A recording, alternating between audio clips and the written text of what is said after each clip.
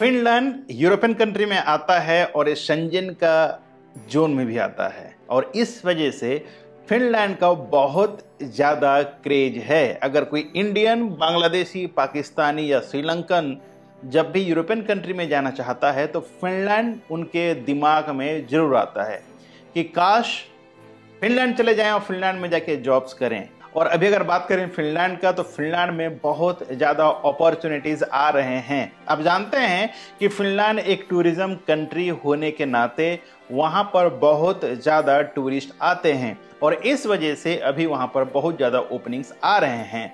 आज हम बात करने वाले हैं कि कौन सा जॉब्स अभी अवेलेबल है, कौन कौन सा पोजीशंस में आप जा सकते हैं, क्या सैलरी मुहैया कराती है कंपनीज और क्या क्या फैसिलिटीज़ देते हैं और कितना दिन का टोटल प्रोसेस लगता है, वीज़ा कॉस्ट कितना होता है।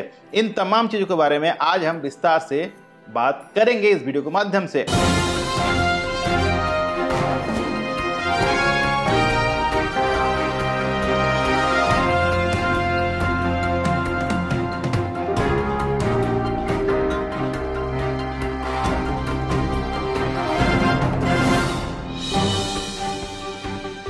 वीडियो में आखिर तक बने रहें। वीडियो अच्छा लगे तो वीडियो को लाइक, कमेंट्स और दोस्तों को शेयर जरूर करें। अगर आप पहले बार चैनल पे आए हैं तो चैनल को सब्सक्राइब कर लीजिएगा, साथ ही बेल आइकन को ऑन करके नोटिफिकेशन बटन को ऑन रखें, क्योंकि मैं जब भी कोई नया वीडियो अपलोड करूं सबसे पहले आप तक नोटिफिकेशन पहुंचे और आप उस वीडियो का फायदा उठाएं। नमस्कार दोस्तों, मैं हूं अशोक कुमार साहू, करियर कोच, और आप देख रहे हैं आपका पसंदीदा channel Lavanya global career planner YouTube channel. दोस्तों, फिनलैंड एक बहुत ही सुंदर कंट्री होने के साथ साथ यहाँ का इकोनॉमी बहुत अच्छा है। दोस्तों, जब भी कोई विदेश यानी फॉरेनर, जैसे कि आप फॉरेनर हैं, उनके लिए जब आप जाते हैं काम करने के लिए तो आपका इनकम वहां पर अच्छा खासा हो जाता है। और वैसे भी फिनलैंड एक सुंदर कंट्री होने के साथ साथ वहाँ के जो लोग हैं दोस्तों बहुत ही फ्रेंडली नेचर के होते हैं। आपको क्या चाहिए, जब भी आप विदेश जाते हैं तो सबसे पहले ये देखते हैं कि इनकम क्या होगा, दूसरा वहाँ पर सेफ्टी एंड सिक्योरिटी क्या होती है। ठीक है, तो इनकम तो अच्छा हो ही जाता है, सेफ्टी एंड सिक्योरिटी की बात करें तो भी अच्छा है।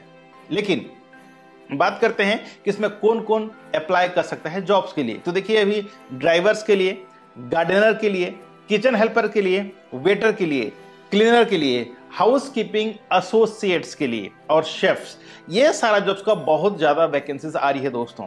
लेकिन ये रेगुलर जॉब नहीं है दोस्तों, ये सीजनल जॉब्स हैं जहां पर आपको सिर्फ 6 महीना काम करना होगा और 6 महीने के बाद आपको वापस आना होगा। ठीक है, हालांकि एम्प्लॉयर्स का कहना है कि 6 महीना आपको काम करना होगा और 1 महीना का वो बोनस आपको एक्स्ट्रा सैलरी पे करेंगे, लेकिन कॉन्ट्रैक्ट जो है वो 2 इयर्स का होने वाला है। अगर आपका भी सपना हो फिनलैंड जाके जॉब करने का तो एक्चुअली ये डी कैटेगरी वीजा नहीं है।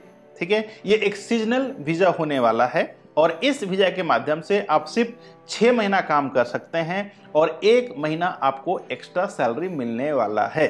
अभी आपके जहन में क्वेश्चन आ रहा होगा कि भाई 6 महीने के बाद क्या करेंगे। तो भैया 6 महीने के बाद आप वहां पर रुक नहीं सकते, आपको वापस आना ही पड़ेगा। ठीक है, कुछ लोगों का क्वेश्चन ये भी हो सकता है कि क्या वहां जाने के बाद हम दूसरा कंट्री को मूव कर सकते हैं। तो बिल्कुल नहीं जी, ये सिर्फ 6 महीने का वीजा है और यानी कि 2 साल का कॉन्ट्रैक्ट रहेगा, लेकिन 6 महीने का वीजा रहेगा सीजनल, और उस दौरान आप दूसरा कंट्री में नहीं जा सकते। ठीक है, भले आप शेंजन में जा रहे हैं, लेकिन शेंजन का मतलब यह है कि जब आपके पास डी कैटेगरी वीजा होता है या फिर टूरिस्ट वीजा होता है तभी जाके आप दूसरा कंट्री को मूव कर सकते हैं, घूम सकते हैं। लेकिन सीजनल वीजा में आप दूसरा कंट्री को मूव नहीं कर सकते या विजिट नहीं कर सकते। ठीक है, सैलरी की बात करें तो सैलरी अभी इसमें 800 यूरो से लेके 1000 यूरो पर मंथ प्रोवाइड करते हैं। ठीक है, हालांकि अगर आप ओटी करना चाहें तो उसका अलग से पैकेज रहेगा, अलग मतलब सैलरी मिलेगा। ठीक है, वो पर डे हो सकता है या पर मंथ हो सकता है। ओके, बात करें फूड एंड एकोमोडेशंस का तो फूड और accommodation will provide by the companies. ठीक है, कंपनी जो है आपको रहना और खाना कंपनी की तरफ से मुहैया कराती हैं। बात करें कि कितना रुपया खर्चा होता है जाने के लिए, तो अगर आप ऑनलाइन अप्लाई करते हैं दोस्तों तो ये फ्री ऑफ कॉस्ट में हो जाता है, क्योंकि आपका सारा जो खर्चा है वो आपका एम्प्लॉयर कराती है। ठीक है, लेकिन अगर आप कोई एजेंसी के थ्रू जाएंगे तो ज़्यादा नहीं, लगभग 3 लाख के बीच करीब खर्चा होता है, लेकिन इसमें आपको 2 साल का वर्क परमिट मिल जाता है और आपका जो वीजा है वो 6 महीना का होता है। ठीक है, तो नेक्स्ट ईयर भी आपको जैसे वापस आ जाएंगे, फिर नेक्स्ट ईयर फिर आपको जाना पड़ता है एज पर कॉन्ट्रैक्ट। तो इस तरह का प्रोसेस होता है दोस्तों। तो जितना भी आपको मैंने वैकेंसी बताया है, चाहे वो क्लीनर हो, चाहे हाउसकीपर हो, चाहे वेटर हो, चाहे शेफ हो, चाहे वो कोई भी पोजीशंस का मैं जितने बताया दोस्तों, किचन हेल्पर वगैरह है, सब के लिए आपके पास प्रायर एक्सपीरियंस होना चाहिए। गार्डनर के लिए, गार्डनर ज़्यादा एक्सपीरियंस जरूरत नहीं है, ना ही आपको ज़्यादा एजुकेशन क्वालिफिकेशन जरूरत नहीं है। ठीक है, आप अगर 8th क्लास पास हैं तब भी इसमें आप अप्लाई कर सकते हैं, अगर आप ग्रेजुएट हैं तब भी अप्लाई कर सकते हैं। इसका कुल प्रोसेस 1.5 से 2 महीने का होता है और उसके बाद आप अप्लाई कर सकते हैं। इसके लिए आपको VFS देने की जरूरत नहीं पड़ेगी। ठीक है, इसके लिए सिर्फ जैसे आपके पास वर्क परमिट आ जाता है, आप डायरेक्टली एम्बेसी या फिर आप कॉन्सुलेट में जा करके अपना वीजा लगवा सकते हैं। अब लोगों के मन में एक ख्याल आ रहा होगा कि यार 6 महीने के लिए कौन जाए। तो दोस्तों, जैसे आप 6 महीने के लिए जाते हैं ना, तो जाने के बाद होता क्या है, आपका पासपोर्ट में आपका वीजा लग जाएगा यूरोपियन कंट्री का। वो सबसे ज़्यादा बेनिफिशियल होने वाला है आपका फ्यूचर जॉब प्रोस्पेक्ट्स के लिए। ठीक है, और इसमें जो एज क्राइटेरिया है वो 35 साल तक ही होता है। अगर कोई 35 साल का प्लस होता है तो उनका प्रोफाइल को वो रिजेक्ट ही कर देते हैं। अगर आप 35 साल से कम हैं तो इसके लिए एलिजिबल होता है।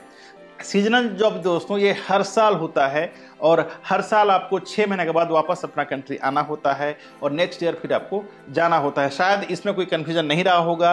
सैलरी की बात करें तो सैलरी में कोई कन्फ्यूजन नहीं रहा होगा। ठीक है, हाँ, बात करें कि सैलरी अगर आपको 8 से 1000 मिलता है, ठीक है, इसमें टैक्स भी देने की जरूरत नहीं है, टैक्स फ्री होता है ये, क्योंकि आपको 6 महीने वापस आना है।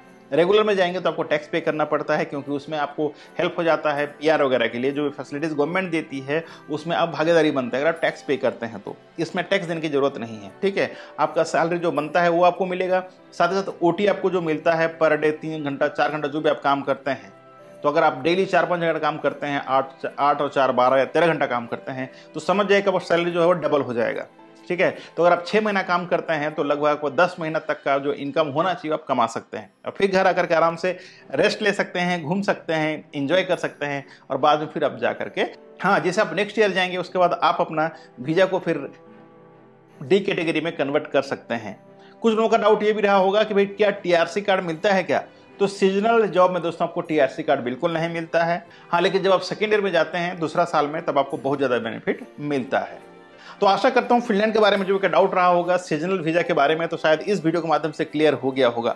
अब भी आपके जहन में, आपके दिमाग में कोई क्वेश्चंस आ रहा हो तो आप मुझे फॉलो कर सकते हैं मेरे इंस्टाग्राम में और DM करें। मैं कोशिश करूंगा आपका हर सवाल का जवाब जल्द से जल्द देने का, या फिर आप मुझे कॉमेंट कर सकते हैं कॉमेंट बॉक्स में और मैं कोशिश करूंगा रिप्लाई करने के लिए। तो मिलते हैं एक और नया वीडियो में नया टॉपिक के साथ। तब तक के लिए आप रखें अपना ख्याल और मुझे दी इजाजत। Thank you so much. जय हिंद, जय भारत।